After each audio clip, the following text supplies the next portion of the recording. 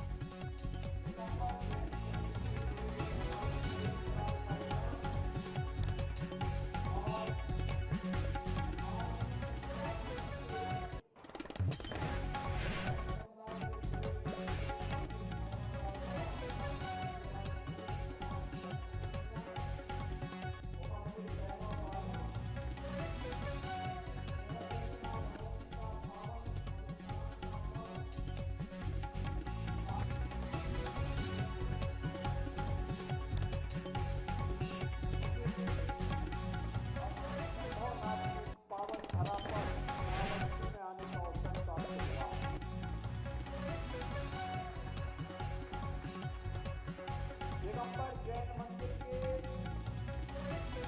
इस भव्य उद्घाटन कार्यक्रम में भागीदार बनकर के मैं अपने आप को सौभाग्यशाली मानता हूँ।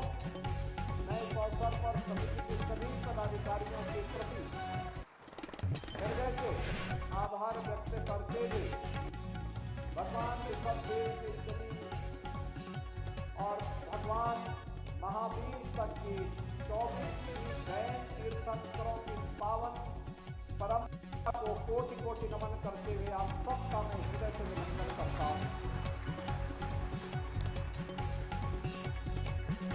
बहनों और भाइयों, ये भारत की ही धरती पे संभव है। अयोध्या के पहले राजा भगवान ऋषभदेव थे।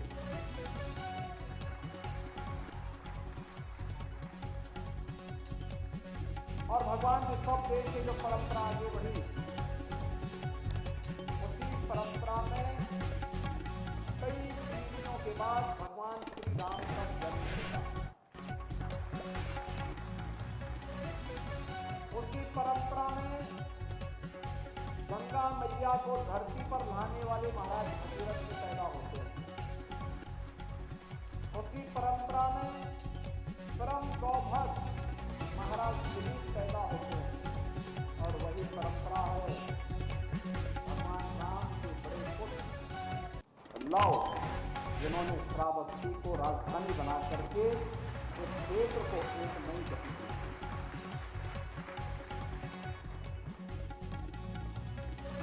आप अनुमान करिए, उत्तर प्रदेश की धरती इस मामले में सौभाग्यशाली है कि 24 पावन तीर्थंकरों में 16 हमारे उत्तर प्रदेश में अवतरित हुए। हमारी अयोध्या, हमारी काशी ऐसे पावन जैन तीर्थंकरों की पावन धरा के रूप में विख्यात है। और उनकी कृपा आज भी वहां पर हम सबको देखने को मिलती है। मैं गत वर्ष अयोध्या में भगवान ऋषभदेव के पावन मंदिर पे गया था। माता जानवती जी के वहां पर मुझे दर्शन करने का सौभाग्य प्राप्त हुआ था और मुझे बहुत अच्छा लगा था। कितनी कठिन साधना, तप है, संयम है और उस संयम और तप से उपजी हुई सिद्धि पर आधारित है जैन परंपरा।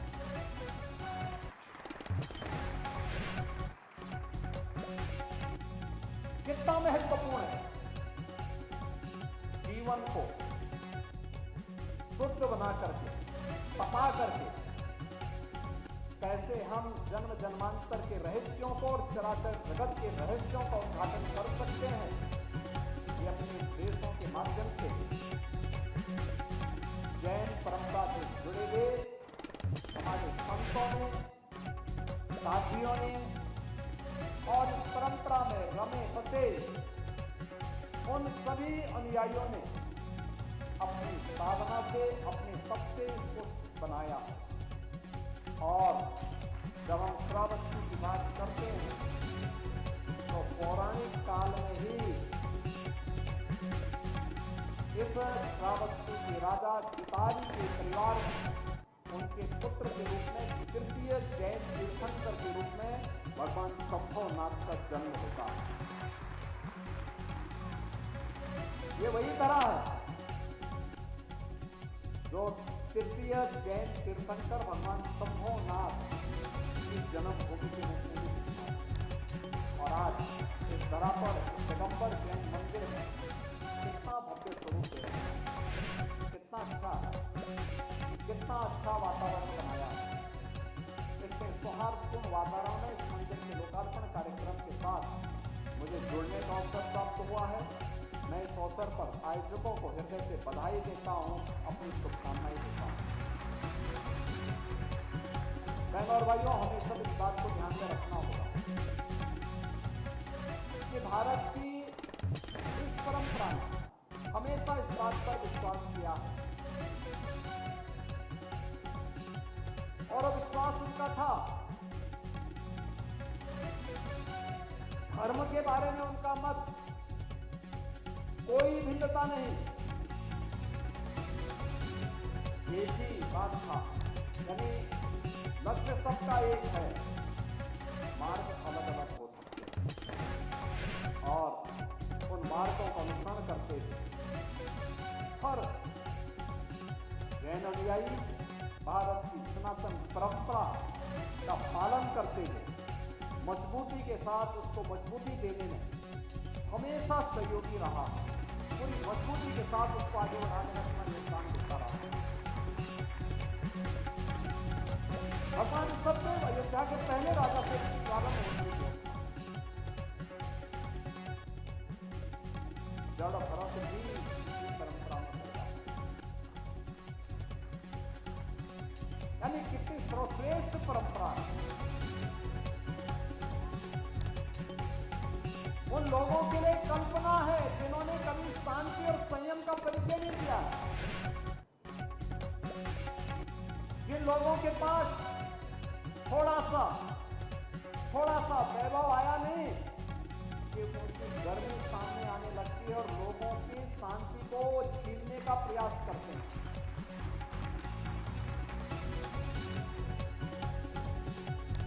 लोगों की शांति में, उत्सव के माहौल में, उत्साह और उमंग के माहौल में व्यवधान पैदा करके पूरी व्यवस्था को कैद कर देना चाहते हैं। लेकिन हमारे यहाँ तो भगवान राम हो या कृष्ण, इनका तो देश हमारे लिए एक ही है। भगवान राम ने इस बात को कहा था जब राक्षसों का आतंक धरती पर छा रहा था, उस समय भी उन्होंने संकल्प लिया और उस समय उन्होंने जो घोषणा की थी, जिसकी परंपरा को, संतों की परंपरा को अभय देते हुए, निश्चरहीन करो मैं भुज उठाए प्रण, यानी मैं अपनी भुजाओं को उठा करके प्रण करता हूं धरती को राक्षस विहीन कर देगा। भगवान कृष्ण ने भी एक बात कही थी। उन्होंने कहा था परित्राणाय साधूनाम विनाशाय दुष्कृताम्। उन्होंने कहा था हर धर्मात्मा व्यक्ति को, हर सज्जन पुरुष को, हर व्यक्ति को सज्जन शक्ति का संरक्षण करना होगा और दुर्जन शक्ति को समाप्त करना होगा। तब सृष्टि की व्यवस्था बढ़ेगी, आगे चलेगी। सज्जन शक्ति यही शक्ति जो धर्म के पथ का अनुसरण करके, महापुरुषों की वाणी का अनुसरण करके, लोक कल्याण के पथ पर अपने आप को अग्रसर करके लगातार कार्य कर रहा है। और दुर्जन शक्ति वह जो दूसरों को चैन से नहीं करती, सबका हड़पना चाहती है, लोगों पर अत्याचार करना चाहती है, शोषण करना चाहती है। लेकिन अब ये नया भारत है और नया भारत का नया उत्तर प्रदेश अत्याचार, अनाचार, दुराचार, शोषण और किसी भी प्रकार के उपद्रव को बर्दाश्त नहीं करता। उत्तर प्रदेश अब उपद्रव की भूमि नहीं, उत्सव की भूमि बन गई है। हर मंदिर में हर बेटी को, हर व्यापारी को, हर नागरिक को सुरक्षा की गारंटी सरकार दे रही है और इस सरकार का नैतिक दायित्व भी बनता है। हर व्यक्ति की सुरक्षा और उसके सम्मान का कार्य सरकार का दायित्व है। सरकार उस कार्य को निर्वहन कर रही है। हम प्रत्येक नागरिक का सम्मान करेंगे, उसका विकास करेंगे, विरासत को आगे बढ़ाएंगे। लेकिन अगर सुरक्षा में कुछ चेंज लगाएगा तो शक्ति की सरकार उससे निपटने का काम भी करेगी। क्योंकि ये हमारा धर्म कहता है, हमारा धर्म तो हमें यही सुना देता है कि परित्राणाय साधूनाम विनाशाय दुष्कृताम्।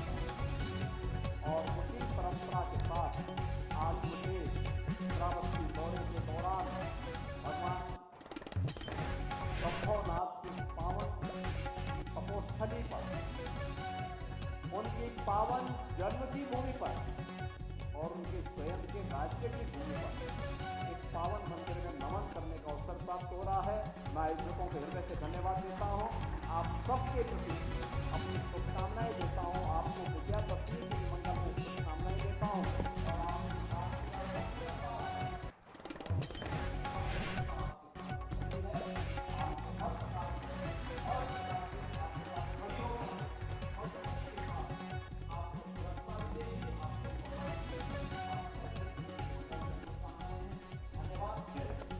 फिलहाल के लिए इतना ही। बिजनौर की हर खबर सबसे पहले देखने के लिए जुड़िए हमारे चैनल बिजनौर न्यूज अपडेट से और हाँ, चैनल को लाइक व सब्सक्राइब करना ना भूलें। नमस्कार।